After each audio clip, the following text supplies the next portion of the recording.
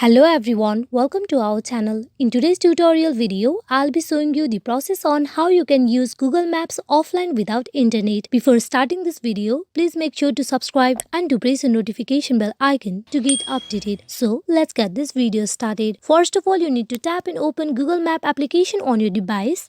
At the Explore page of your Google Map, you need to tap on the profile icon on top right of your screen. There you can see the option of offline maps. You tap on it. Now here you need to tap and select your one map. Now here you need to drag and you choose the area or you choose the place that you want to save offline. Then you need to tap and download. And with that, the map is in downloading process. It will take some sorts of time. And as you can see, the map has been downloaded. Now you can open and use this offline map even when you are out of the access of internet. You just tap and open the map and you will be able to view the map that you have saved offline. Hope this video is fruitful for you all on how you can use Google Map offline without internet. Thank you.